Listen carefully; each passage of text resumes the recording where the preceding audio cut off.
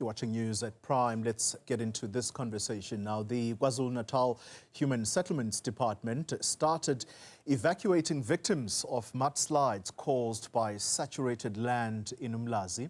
Out of 1,200 affected residents, over 200 of them are being moved to safer areas as their homes remain in dangerous conditions.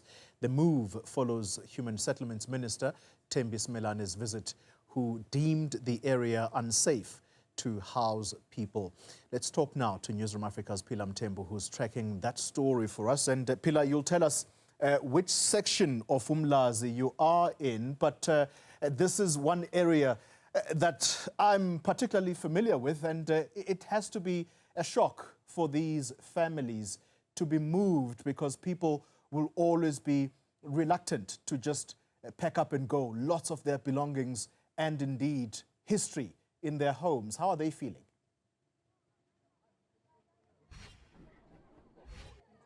Oli, so right now we're at the Umlazi H section, and if I may just show you what's happening behind me right now.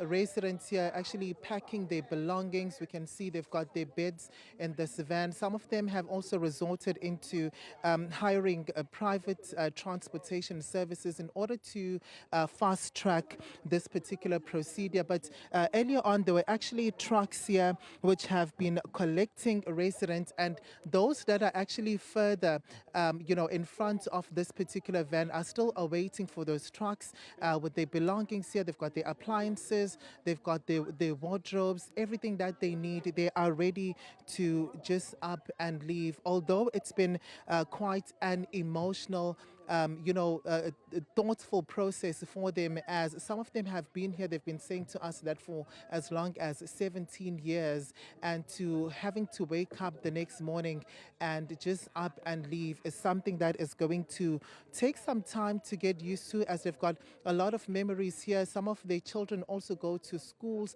around this particular area. We understand that today on its own, around 60 or so people are going to be moved, but obviously the target is to get 200 people to be moved to safer accommodation. We understand that some of them are still at work, they are still yet to return home, and that's why this particular process is still going to continue for over the next coming days. As you've also mentioned, there's been quite a number of challenges when it comes to temporary shelter being provided for victims. There's also a backlog when it comes to that, Oli, and that's why I'm going to bring into the conversation now Human Settlements Department spokesperson Ndabe to actually unpack all of that with us. Thank you so much for your time, Ndabe. This is one of the many steps that are going to be taken.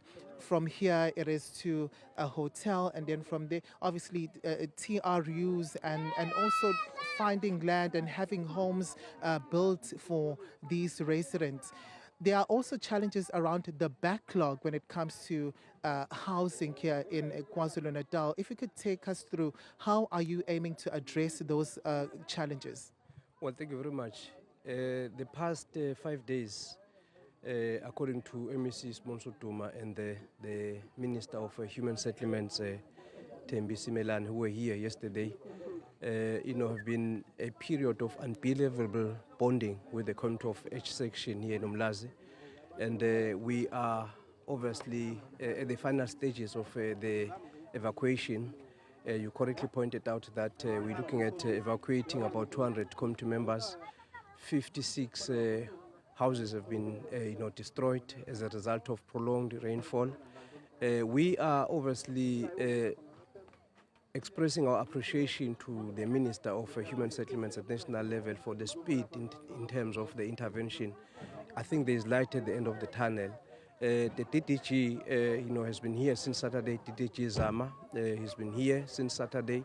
The HOD of Human Settlements, Max Mbili, he was also here a couple of days ago. Again, he was here today with the MEC Duma, who decided to set aside time, to witness the evacuation, monitor everything that is happening here. In terms of the way forward, obviously the people of Gwa 4 in each section are going to be accommodated in that emergency accommodation for a particular period while work is underway to find permanent land where we are going to accommodate them. You recall that on Friday the MEC presented a budget speech. He eloquently indicated that there are a couple of interventions that have kicked in. Number one, there was a meeting with traditional leaders in and around eThekwini. The traditional leaders offered to provide land under Ingonyama Trust for natural disasters, to move communities that are in distress into a land that they've made available. DDG Zama has interacted with some of the traditional leaders as a follow-up together with the HOD Max Mbili.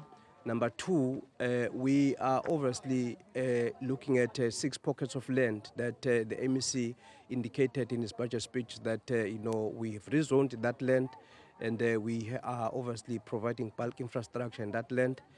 The third one, the MEC and the minister, when they were here yesterday, they spoke about the Konobia.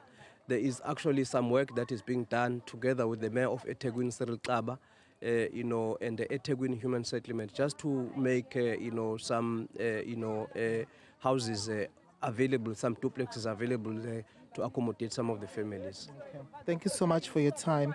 Ndabe, that was Ndabe Zintlesibia, the spokesperson for the Human Settlements Department here in KwaZulu-Natal, basically outlining some of the plans that they have moving forward. It is already starting to rain here as these residents continue to wait, and hopefully the rain is not going to be much stronger.